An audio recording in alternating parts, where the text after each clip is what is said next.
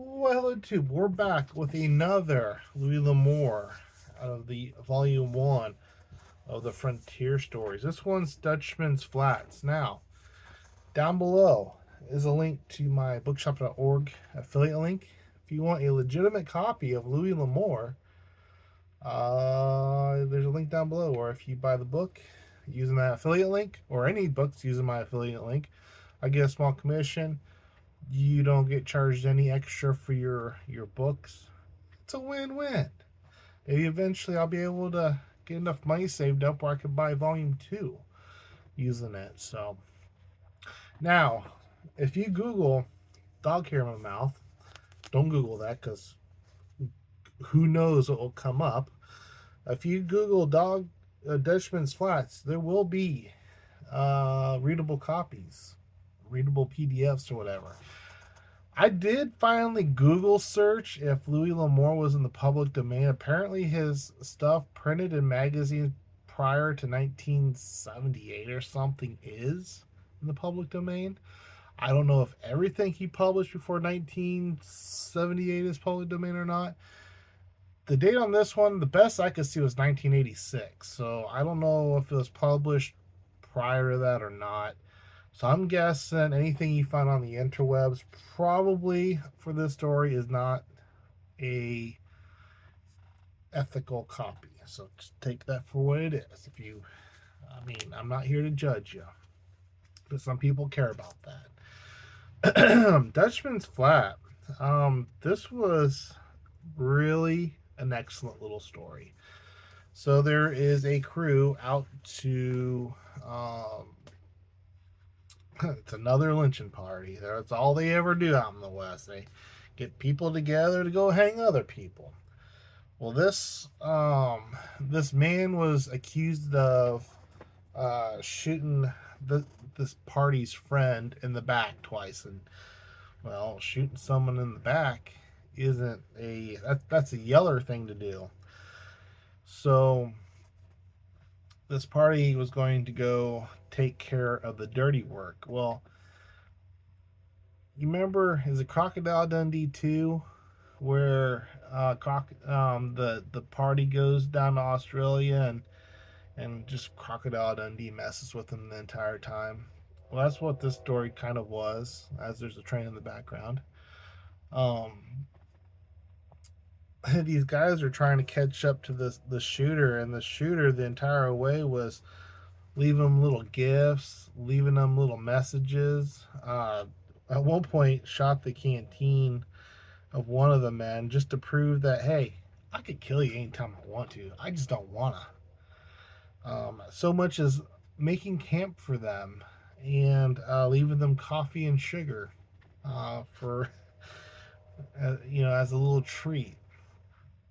And the entire time, this posse is just getting mad because they're getting played with and they're not liking it. They don't need this guy's help to track them, but he's messed with them anyway. Well, finally they realize where they're at, and they're like, "Oh, well, there's an old mill up the yonder. I bet he's holding up there for the night." And so they finish their coffee with their very nice sugar, and they decide to go up to the mill where this gentleman was staying. And this gentleman yells at him, "You come in, I'm gonna start shooting, but it was a fair fight." And they're like, "No, it wasn't. He was shot in the back twice." Nope, he was shot in the side once because he was pulling his gun. And the second shot did get him in the back, but that was just because, he spun around. And they're like, I'm like, all right, whatever. Well, he ends up giving them the slip, right?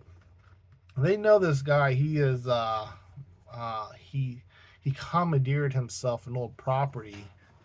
And so they figured out, well, he was just heading home. So they get there and they realize, wait a minute, he put in a lot of work. Also, there's fences up, and the old shack that was falling down, he fixed it back up and made it nice, and like he's taking a lot of respect. And the men are like, maybe he's telling the truth. It doesn't look like the homestead of somebody would shoot somebody in the back.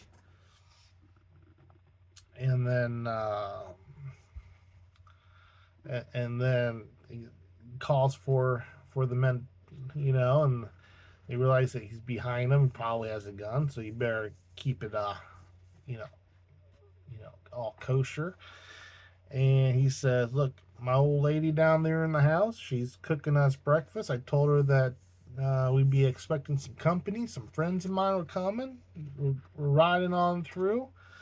It's like, if you come down, you can have breakfast, and then if you feel like you need to shoot me, we'll just go outside and we'll do it." And so they get down there and they realize that he was a good man, and they fed their bellies and they lost all interest in taking this gentleman out. The end. So yeah, it was a good little story. 20 page, a little long for a Louis L'Amour short story, but it was fun. I enjoyed every page of it. So the Dutchman's Flats by Louis L'Amour. Have you read it? What did you think of it? What I get right, what I get wrong.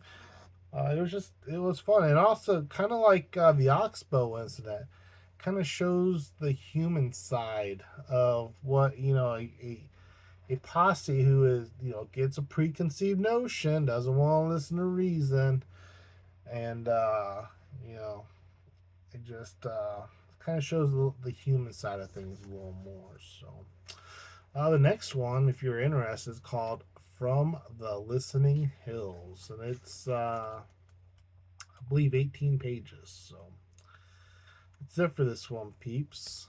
Cheers.